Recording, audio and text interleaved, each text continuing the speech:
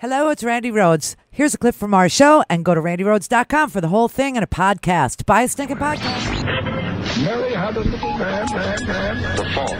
We believe that all men are created equal. To the magnificent mosaic that is America. From radio beacon to radio beacon. I have a dream today. Change has come to America. Knock, knock. Who's there? It's a figment of your imagination. Randi Rhodes Show. Turn up your mind. Let me begin, however, with the cyber threat, which is one of my greatest concerns and top priorities of our office. From U.S. businesses to the federal government to state and local governments, we are under cyber attack. While state actors pose the greatest cyber threats, the democratization of cyber capabilities worldwide has enabled and emboldened a broader range of actors to pursue their malign activities against us. We assess that Russia is likely to continue to pursue even more aggressive cyber attacks with the intent of degrading our democratic values and weakening our alliances. Persistent and disruptive cyber and influence operations will continue against the United States and European countries and other allies, using elections, as opportunities to undermine democracy, sow discord, and undermine our values.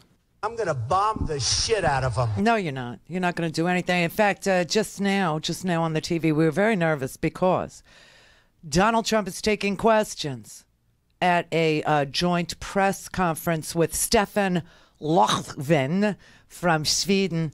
And, when he takes, you don't know. All I could tell you is that one of the Swedish reporters just asked him, what should Sweden learn from Russia cyber attacking the United States and influencing your elections? And he said, no cyber attack. No, didn't change any of the votes. He also said he wasn't sure it was Russia. It could have been other countries or other people. Could have been a big fat boy sitting on his bed, 400-pounder. Could have been. Thank you. That's exactly what he just said.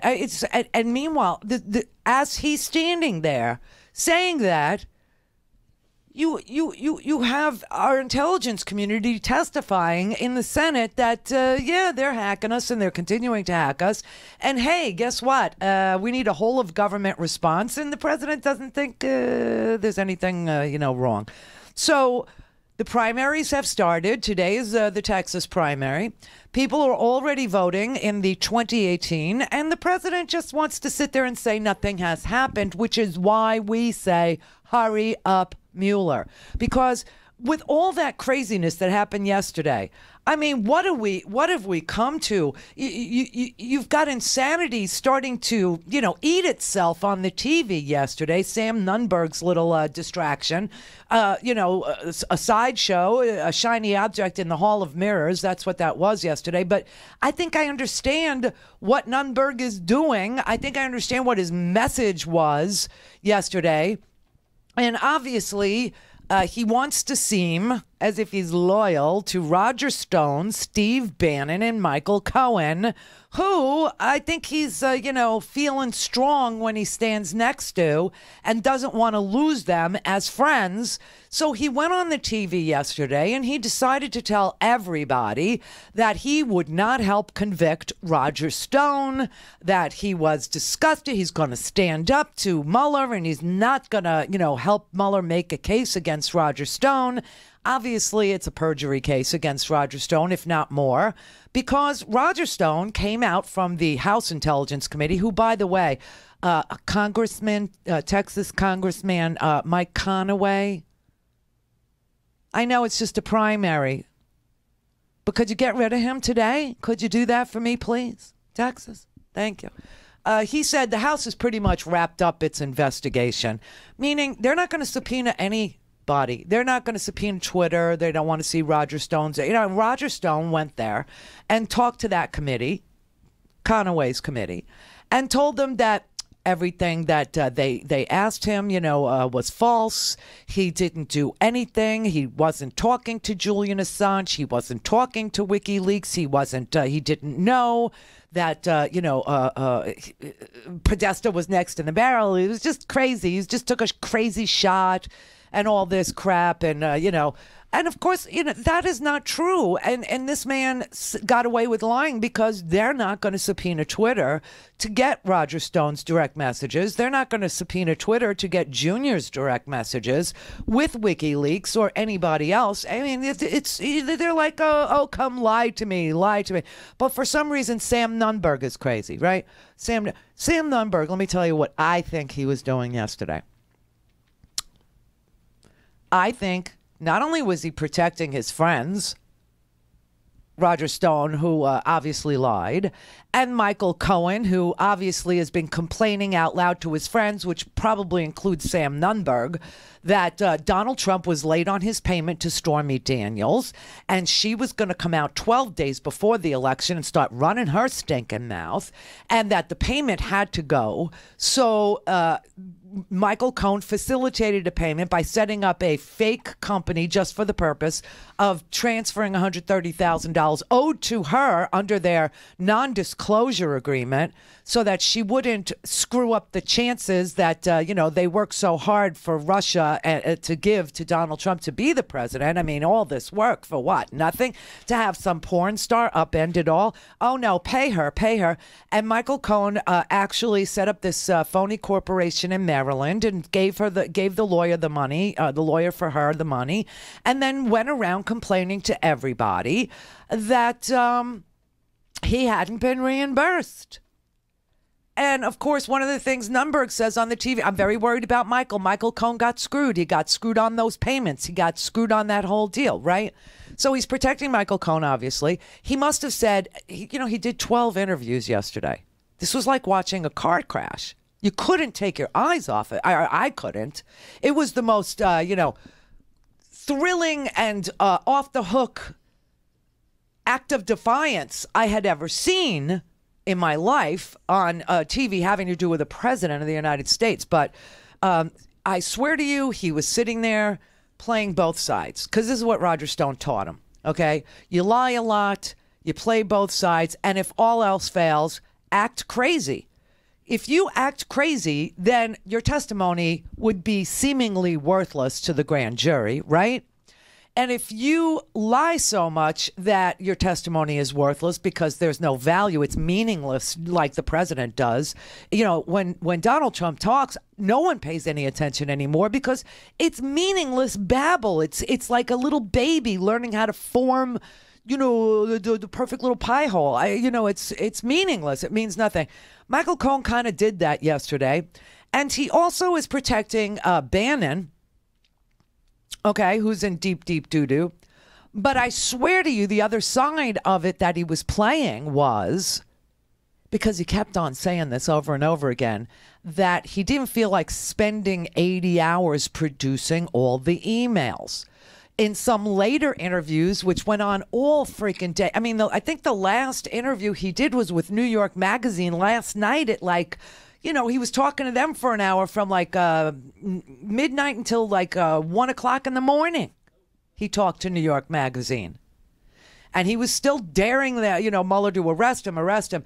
I swear to you, I think what he wants is for Mueller to give him a warrant for his server, for all his emails, because he said in one of the later interviews last night he was thinking about giving Mueller his password to his email server, which I doubt he even remembers, but that he would give Mueller the password to his email server and let Mueller do all the work to put together all the emails.